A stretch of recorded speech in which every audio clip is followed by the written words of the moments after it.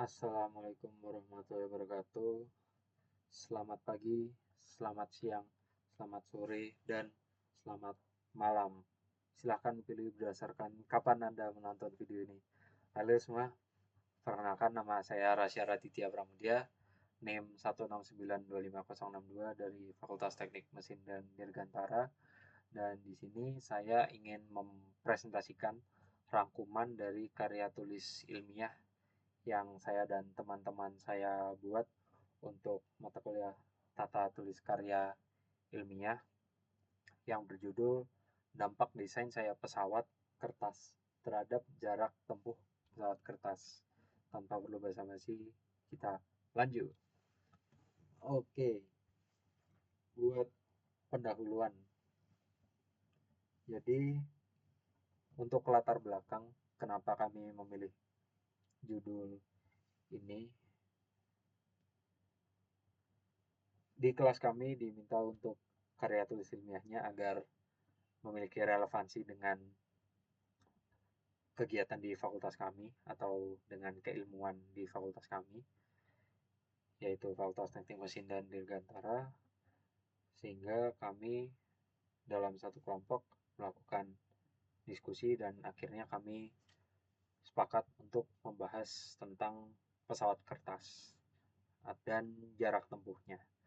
Tetapi setelah kami tinjau lebih lanjut, ternyata aspek-aspeknya itu bisa banyak dan membuat penelitian kami tidak terlalu fokus, sehingga kami lebih memilih untuk memfokuskan pada desain sayap pesawat kertasnya itu ya. Dan dimana lebar dan luas sayap ini sangat berperan penting kepada gerak gliding dari pesawat tersebut ya.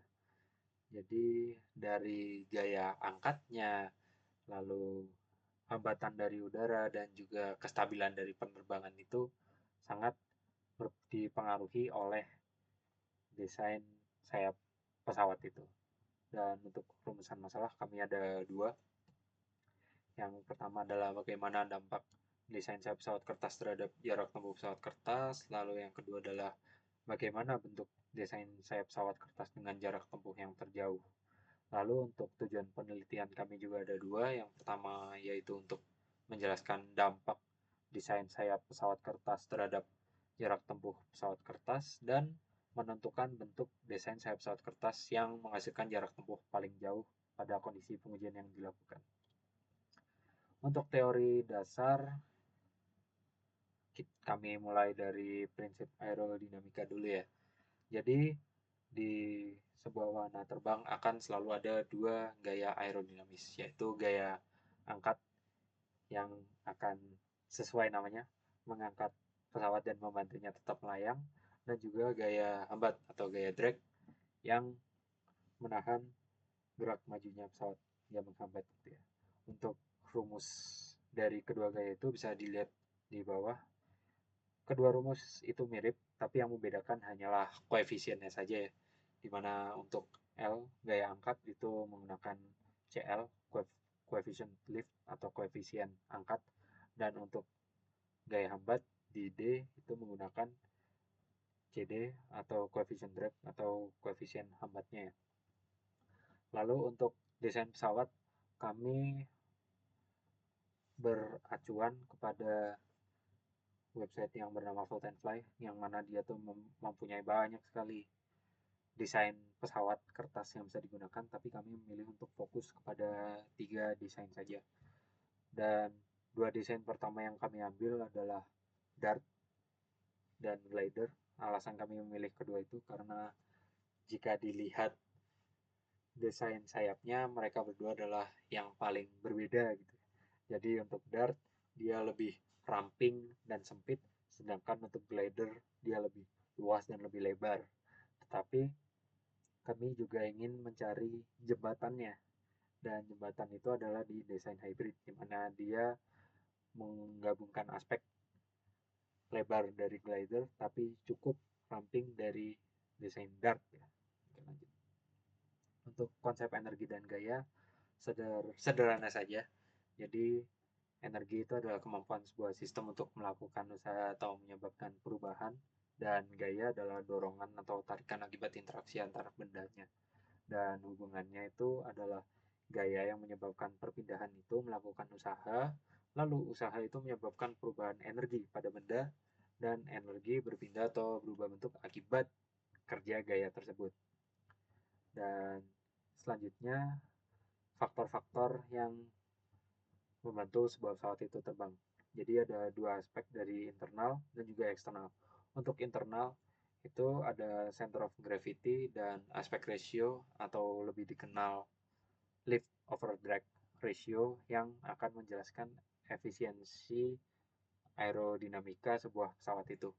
Dan center gravity ini penting apalagi untuk sebuah pesawat yang melakukan gliding, karena center gravity itu akan menentukan seberapa efektif sebuah pesawat itu akan menukik turun, yang membuat dia mendapatkan airspeed sehingga dia akan mendapatkan lift tetapi juga akan mendapatkan drag gitu ya.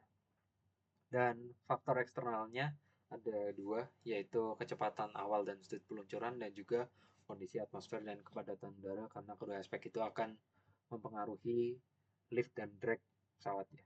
Oke, lanjut. Untuk penelitian kami kuantitatif dari desain pesawat itu, kami bandingkan jarak tempuhnya pada penerbangan di kondisi yang sama ya. Lalu untuk waktu dan tempat kami laksanakan di parkiran motor GOR di 16 Desember 2025. Tujuan di parkiran itu agar minim anginnya yang lewat sehingga lebih terkontrol, dan variabel penelitiannya untuk variabel bebas adalah desain pesawat kertasnya, terikatnya adalah jarak tempuh pesawat kertas. Untuk variabel kontrol adalah jenis dan ukuran kertas, sudut lemparan, gaya melempar, lalu cara melempar, tinggi titik melemparan, dan juga orang yang melempar. Untuk alat dan bahannya ada kertas A4 50 GSM, penggaris, meteran gulung untuk mengukur, alat tulis, pelontar sederhana untuk memastikan gaya dan sudut lemparannya sama ya. Lalu untuk teknik pengumpulan datanya adalah dari pengukuran langsung, jadi dilakukan pelemparan, lalu kami ukur jaraknya dan kami tulis hasilnya. Lalu untuk pengolahan datanya dilakukan dengan mengelompokkan data berdasarkan desain pesawat kertas, cara peluncurannya, lalu menyusun data hasil pengukuran jarak tempuh, lalu menghitung nilai rata-rata jarak tempuh dari 3 kali percobaan, lalu kami membandingkan nilai rata-rata jarak tempuh antar pesawat, lalu kami sajikan hasil pengolahan data dalam bentuk tabel dan grafik, lalu kami menarik kesimpulannya. Nah, ini adalah hasil dari percobaan kami di parkiran motor GOR itu. Dan jika dilihat, kami melemparnya dengan dua metode, satu dengan pelontar dan satunya dengan tangan manusia. Dan dari kedua hasil ini bisa dilihat bahwa jarak yang paling jauh adalah hybrid ya. Jadi sudah jelas desain terbaik itu adalah desain hybrid. Tetapi selain itu, analisisnya juga bisa dilihat di sisi kanan. Kami juga membandingkan secara lift dan drag-nya. Dan jika dilihat secara perbandingan lift dan drag-nya, lift over drag ratio, jadi lift dibagi drag, yang paling besar adalah hybrid, sehingga dia secara aerodinamis juga lebih efisien dibanding yang lain. Jadi begitu. Jadi desainnya hybrid itu memiliki keseimbangan antara luas sayapnya yang cukup untuk menghasilkan gaya angkat, tapi tidak terlalu lebar sehingga gaya hambatnya itu masih kecil. Oke, jadi kesimpulannya adalah desain pesawat kertas memang berpengaruh kepada jarak tempuh penerbangannya, dan desain hybrid itu adalah desain yang terbaik karena memiliki karakteristik aerodinamika yang paling efektif di antara tiga desain itu. Lalu untuk saran-saran penelitian selanjutnya, kami untuk pengukuran agar lebih spesifik lagi, terutama untuk pengukuran luas sayapnya. Lalu untuk pengulangannya agar repetisinya bisa lebih banyak dan hasil yang dapat bisa lebih konkret. Dan untuk perhitungannya juga, ini untuk perhitungan gaya angkat dan gaya hambatnya ya. Jadi kami pada percobaan ini hanya membandingkan ketiga desain itu tanpa mencari nilai lift dan drag-nya karena kendala di pengukuran luas permukaan sayap dan juga kecepatannya ya. Lalu juga untuk konsistensinya karena sistem pelontar yang kami gunakan adalah sistem pelontar yang sederhana. Jadi mungkin ada beberapa variasi dari gaya dan sudut peluncurannya sehingga untuk penilaian selanjutnya sekiranya bisa lebih konsisten. Dan kurang lebih begitu hasil dari penelitian kami. Mohon maaf bila saya ada salah kata. Sekian, terima kasih. Wassalamualaikum warahmatullahi wabarakatuh.